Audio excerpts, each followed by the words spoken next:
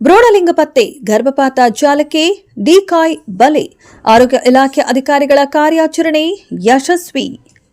ಅಕ್ರಮವಾಗಿ ಗರ್ಭಿಣಿಯನ್ನ ಕರೆತಂದು ಭ್ರೂಣಲಿಂಗ ಪತ್ತೆ ಮಾಡಿ ಹೆಣ್ಣು ಮಗುವಾಗಿದ್ದರೆ ಗರ್ಭಪಾತ ಮಾಡಿಸುವ ದಂಧೆಯಲ್ಲಿ ತೊಡಗಿದ್ದ ಜಾಲವನ್ನು ಭೇದಿಸಲು ಆರೋಗ್ಯ ಇಲಾಖೆ ಅಧಿಕಾರಿಗಳು ಯಶಸ್ವಿ ಡಿಕಾಯ್ ಬಲೆ ಬೀಸುವ ಕಾರ್ಯಾಚರಣೆ ನಡೆಸಿದ್ದಾರೆ. ಜಯಲಕ್ಷ್ಮಿ ಎಂಬ ಏಜೆಂಟ್ ಮೂಲಕ ಗರ್ಭಿಣಿಯನ್ನ ಚಿಂತಾಮಣಿಯ ಕೇಂದ್ರವೊಂದಕ್ಕೆ ಕರೆತರಲಾಗುತ್ತಿತ್ತು. ಭ್ರೂಣಲಿಂಗ ಪತ್ತೆ ಹಾಗೂ ಗರ್ಭಪಾತಕ್ಕಾಗಿ ಏಜೆಂಟ್ 35,000 ರೂಪಾಯಿ ಹಣದ ಬೇಡಿಕೆ ಇಟ್ಟಿರುವ ಬಗ್ಗೆ ಮಾಹಿತಿ ಗೊತ್ತಾಗಿದೆ.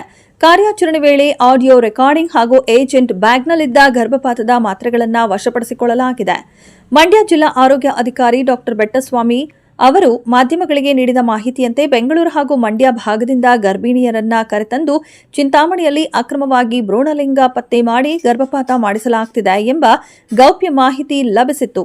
ಈ ಮಾಹಿತಿಯ ಆಧಾರದ ಮೇಲೆ ರಾಜ್ಯ ಪಿಎನ್ಡಿಟಿ ವಿಭಾಗದ ಅಧಿಕಾರಿ ಶೋಭಾ ಅವರ ಸಹಕಾರದೊಂದಿಗೆ ಕಳೆದ 1 ವಾರದಿಂದ ರಹಸ್ಯ ಯೋಜನೆ ರೂಪಿಸಲಾಗಿತ್ತು. ತಂಡದವರು ಒಬ್ಬರು ಮಹಿಳೆಯನ್ನ ನಕಲಿ ಗರ್ಭಿಣಿಯಾಗಿ ಸಿದ್ಧಗೊಳಿಸಿ ಏಜೆಂಟ್ ಜಯಲಕ್ಷ್ಮಿಯನ್ನ ಸಂಪರ್ಕಿಸಿದ್ದರು. ಏಜೆಂಟ್ 35,000 ರೂಪಾಯಿ ನೀಡುವಂತೆ ಬೇಡಿಕೆ ಇಟ್ಟು ಗರ್ಭಿಣಿಯನ್ನ ಕಾರಿನಲ್ಲಿ ಚಿಂತಾಮಣಿಗೆ ಕರೆತಂದಿದ್ದಳು. ಆದರೆ ಅಧಿಕಾರಿಗಳು ಬೆನ್ನಟ್ಟಿರುವ ಸುಳಿವು ಸಿಕ್ಕಿದಂತೆ ಚಿಂತಾಮಣಿಯ ಕೇಂದ್ರದಲ್ಲಿದ್ದವರು ಸ್ಕ್ಯಾನಿಂಗ್ ಮಾಡಲು ನಿರಾಕರಿಸಿ ವಾಪಸ್ ಕಳುಹಿಸಿ ಯತ್ನಿಸಿದರು. ತಕ್ಷಣ ಜಾಗೃತರಾದ ಅಧಿಕಾರಿಗಳು ಹಾಗೂ ಪೊಲೀಸರು ಏಜೆಂಟ್ ಹಾಗೂ ಆಕೆಯೊಂದಿಗಿದ್ದವರನ್ನ ತಡೆದು ವಿಚಾರಣೆಗೆ ಒಳಪಡಿಸಿದರು. ಏಜೆಂಟ್ ಜೊತೆ ನಡೆಸಿದ ದೂರವಾಣಿ ಸಂಭಾಷಣೆಯ ಆಡಿಯೋ ರೆಕಾರ್ಡ್ಗಳು, ಗರ್ಭಿಣಿಯರ ಹೇಳಿಕೆಗಳು ಮತ್ತು ಆಕೆಯ ಬ್ಯಾಗ್ನಲ್ಲಿ ದೊರೆತ ಗರ್ಭಪಾತದ ಮಾತ್ರೆಗಳನ್ನು ಸಾಕ್ಷ್ಯವಾಗಿ ಇಟ್ಟುಕೊಂಡು ಪೊಲೀಸ್ ಠಾಣೆಗೆ ದೂರು ನೀಡಲಾಗುತ್ತಿದೆ. ಈ ಪ್ರಕರಣದ ಹಿಂದೆ ಯಾವ ಆಸ್ಪತ್ರೆ, ನರ್ಸಿಂಗ್ ಹೋಮ್ ಅಥವಾ ವೈದ್ಯರ ಸಹಕಾರವಿದೆ ಎಂಬುದರ ಕುರಿತು ರಿವರ್ಸ್ ಇನ್ವೆಸ್ಟಿಗೇಷನ್ ಹಿಮ್ಮುಖ ತನಿಖೆ ನಡೆಸಲಾಗುತ್ತಿದೆ. ತನಿಖೆಯ ನಂತರ ಈ ಜಾಲದಲ್ಲಿ ಭಾಗಿಯಾಗಿರುವ ಎಲ್ಲರ ವಿರುದ್ಧ ಕಠಿಣ ಕಾನೂನು ಕ್ರಮ ಜರುಗಿಸಲಾಗುವುದು ಎಂದು ಡಾ ಬೆಟ್ಟಸ್ವಾಮಿ ತಿಳಿಸಿದ್ದಾರೆ. ಇಂದಿನ ಕಾಲದಲ್ಲಿ ಗಂಡು ಮತ್ತು ಹೆಣ್ಣು ಎಂಬ ಭೇದಭಾವ ಇರಬಾರದು. ಹೆಣ್ಣು ಮಕ್ಕಳು ಸಮಾಜದ ಎಲ್ಲಾ ರಂಗಗಳಲ್ಲೂ ಬಾಹ್ಯಾಕಾಶದವರೆಗೂ ಸಾಧನೆ ಮಾಡುತ್ತಿದ್ದಾರೆ. ಭ್ರೂಣ ಹತ್ಯೆ ಮಹಾಪಾಪ. ಸಾರ್ವಜನಿಕರು ಇಂತಹ ಅಕ್ರಮ ದಂಧೆಗಳ ವಿರುದ್ಧ ಸಹಕರಿಸಬೇಕು ಹಾಗೂ ಮಾಹಿತಿ ನೀಡಬೇಕು ಎಂದು ಅವರು ವಿನಂತಿಸಿದ್ದಾರೆ. ಅದು ಏಜೆಂಟ್ ನಂಬರ್ ಆಗಿರ್ತದೆ. ಆ ಏಜೆಂಟ್ನ ಸಂಪರ್ಕಿಸಿಬಿಟ್ಟು ನಾವು ಒಂದು ಡೆಕಾಯ್ ಲೇಡಿನ ರೆಡಿ ಮಾಡ್ತೀವಿ. ಅಂದರೆ ಇನ್ನೊಂದು ಗರ್ಭಿಣಿನ ನಾವು ರೆಡಿ ಮಾಡ್ತೀವಿ. ಲಿಂಗ ಪತ್ತೆ ಮಾಡಿಸ್ಕೊಳ್ಳಿಕ್ಕೆ ನಮಗೆ ಬೇಕಾಗಿದೆ, ನಾವು ಇಂಥವ್ರಿಗೆ ಮಾಡಿಕೊಡ್ಬೇಕು ಅಂತ. ಆ ಮಹಿಳೆನ ನಾವು ರೆಡಿ ಮಾಡುವಂಥದ್ದೇ ಅವ್ರ ಮನವೊಲಿಸಿ ಸಿಗ್ತೀವಿ. ಈ ಥರದ್ದು ನಾವೊಂದು ಆಪ್ರೇಷನ್ ಮಾಡ್ತಾಯಿದ್ವಿ, ಅದು ನೀವು ಸಮ್ಮತಿಸಿದ್ರೆ ನಾವು ಮಾಡ್ತೀವಿ ಅಂತ. ಸೊ ಅದೇ ರೀತಿ ಅವರು ಒಪ್ಕೊಳ್ತಾರೆ, ನಾನು ಬರ್ತೀನಿ ಸರ್, ಅದೇನಾರು ಆಗಲಿ ಅಂತ ತಡೆಗಟ್ಟೋಣ ಅಂತ.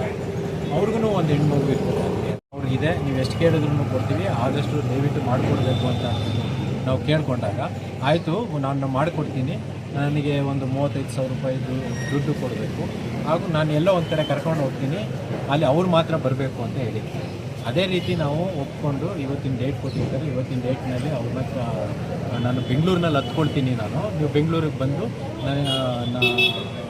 ಆ ಯಂಗ್ಸ್ನ ಬಿಡಿ ಅಂತ ಹೇಳಿ. ಸೊ ನಾವೇನು ಹೇಳಿರ್ತೀವಿ, ಇದು ನೀವೆಲ್ಲರೂ ತುಂಬ ದೂರ ಕರ್ಕೊಂಡು ಹೋಗೋದಾದರೆ ಆ ಮಹಿಳೆ ಕಾರ್ನಲ್ಲಿ ಬರ್ತಾರೆ, ನೀವೇ ಕರ್ಕೊಂಡು ಹೋಗಿ ಅವ್ರನ್ನ, ಆ ಮಹಿಳೆ ಅಲ್ಲಿ ಕಾರ್ನಲ್ಲಿ ಹತ್ಕೊಂಡ್ಬಿಟ್ಟು ಇದರಲ್ಲಿ ಇಲ್ಲಿಗೆ ಕರ್ಕೊಂಡು ಬರ್ತಾರೆ, ಚಿಂತಾಮಣಿಗೆ ಅಂತ ಕರ್ಕೊಂಡು ಬರ್ತಾರೆ. ಚಿಂತಾಮಣಿಗೆ ಕರ್ಕೊಂಡು ಬಂದಮೇಲೆ ನಮ್ಮನ್ನು ಅಲ್ಲೇ ಇಲ್ಲಿಂದ ಒಂದು 200 ಮೀಟರ್ ದೂರದಲ್ಲಿ ನಿಲ್ಲಿಸ್ಬಿಟ್ಟು ಆಮೇಲೆ ಈ ನರ್ಸಿಂಗ್ ಹೋಮ್ಗೆ ಕರ್ಕೊಂಡು ಹೊರಗಡೆ. ಬಟ್ ಏನಾಗಿದೆ, ನಾವು ಇಲ್ಲಿಗೆ ಬರುವಷ್ಟರಲ್ಲಿ ನಾವು ಇಲ್ಲಿ ಯಾರೋ ಇವರು ಬರ್ತಾಯಿದ್ದಾರೆ ಅಂತ ಅಂದ್ಬಿಟ್ಟು ಇವ್ರಿಗೆ ವಿಷಯ ಗೊತ್ತಾದ ತಕ್ಷಣ ಅವರು ಸ್ವಲ್ಪ ಹೊತ್ತು ಅವ್ರನ್ನ ಇಟ್ಕೊಂಡಿದ್ದು, ನಾವು ಇವತ್ತು ಏನು ಸ್ಕ್ಯಾನಿಂಗ್ ಮಾಡೋದಿಲ್ಲ ಅಂತ ಅಂದ್ಬಿಟ್ಟು ಕಳಿಸ್ಕೊಡ್ತಿದ್ದೀವಿ.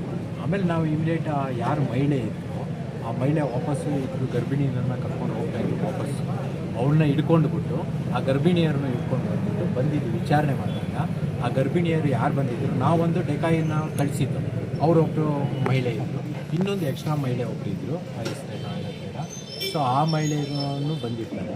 ಅವರಿಬ್ಬರನ್ನು ವಿಚಾರಣೆ ಮಾಡಿದಾಗ ಅವರು ನಮ್ಮನ್ನು ಇಲ್ಲಿಗೆ ಸ್ಕ್ಯಾನಿಂಗ್ ಮಾಡಿಸ್ಕೊಡ್ತೀನಿ ಅಂತ ಅಂದ್ಬಿಟ್ಟು ಕರ್ಕೊಂಡು ಬಂದಿದ್ದರು. ನಮ್ಮನ್ನು ಅದೇ ಪರ್ಪಸ್ಸಿಗೆ ಕರ್ಕೊಂಡು ಬಂದಿದ್ದಾರೆ. ಆಮೇಲೆ ಆ ಮಹಿಳೆನ ಅವ್ರ ಮೇಲೆ ಇವಾಗ ಯಾರು ಆ ಏಜೆಂಟಾಗಿ ವರ್ಕ್ ಮಾಡಿ ಕರ್ಕೊಂಡು ಬಂದಿದ್ರು ಅವ್ರದ್ದು ನಾವು ಮಾತಾಡಿರುವಂಥದ್ದು ಆಡಿಯೋ ಎಲ್ಲ ಇದೆ, ಆಡಿಯೋಸ್ ಇದೆ.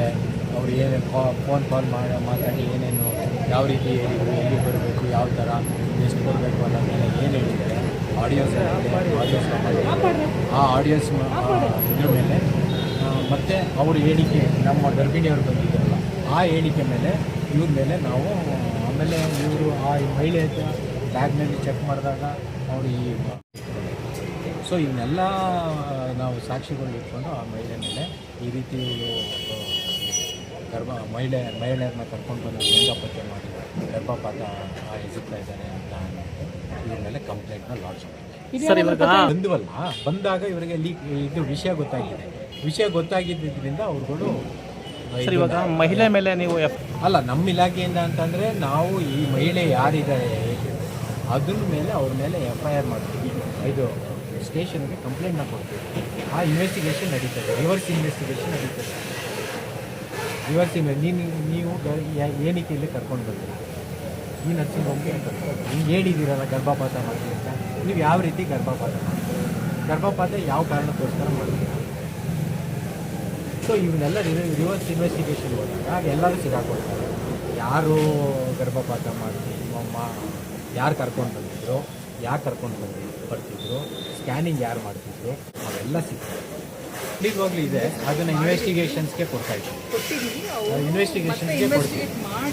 ಹೀಗಾಗಿ ಬಾವಿ ಆಕಾಶಕ್ಕೂ ಹಾರಿದ್ದಾರೆ. ಎಲ್ಲ ಥರದೂ ಅವರು ಅನುಕೂಲತೆ ಇರಬೇಕಾದ್ರೆ ಯಾಕೆ ಇನ್ನೂ ಭೇದ ಭಾವ ಮಾಡ್ತೀವಿ ಗಂಡು ಹೆಣ್ಣು ಅನ್ನೋದು, ಅದನ್ನು ಮೊದಲು ಜನಗಳು ಅರ್ತ್ಕೋಬೇಕು. ಗಂಡಾದ್ರೇನೆ ಹೆಣ್ಣಾದ್ರೆ ಇವಾಗ ನೋಡಿ ಇದೆಲ್ಲ ನಿಮ್ಮದು ಯೋಚನೆ ಹೆಣ್ಮಕ್ಳಿದ್ದಾರೆ. ಹಾಗಾಗಿ ನೀವು ಸಹಕರಿಸದೆ ಹೋದರೆ, ಸಾರ್ವಜನಿಕರು ಸಹಕರಿಸದೆ ಹೋದರೆ ಇದರಲ್ಲಿ ನಾವು ಮಾಡುವಂಥದ್ದು ಏನು ಸರ್ ಇವತ್ತು ಇನ್ವೆಸ್ಟಿಗೇಷನ್ಸ್ ಮಾಡಿದಾಗಲೇ ಗೊತ್ತಾಗಿಲ್ಲ. ಇವತ್ತೇನಾದರೂ ಪತ್ತೆ ಇಲ್ಲ, ನಮ್ಗೆ ಇವತ್ತು ಯಾವುದೂ ಸಿಕ್ಕಿಲ್ಲ. ನಾವು ಆ ಲೇಡಿ ಯಾರು ಬಂದಿದ್ದು ಏಜೆಂಟು ಅವಳ ಹತ್ರ ಟ್ಯಾಬ್ಲೆಟ್ ಸೀಲ್ ಮಾಡಿದ್ದೀರಾ ಸರ್? ಇವತ್ತೇನು ನಾವು ಸೀಲ್ ಮಾಡಿದ್ವಿ. ಇವತ್ತೇನನ್ನು ಅಲ್ಲಿ ನಾವು ಬೇಕಾಗಿರೋದು ಮಿಷನ್ ಬೇಕಾಗಿತ್ತು, ಏನು ಮಿಷನ್ ಆ ಥರದ್ದೇನು ಪತ್ತೆ ಆಗಿಲ್ಲ.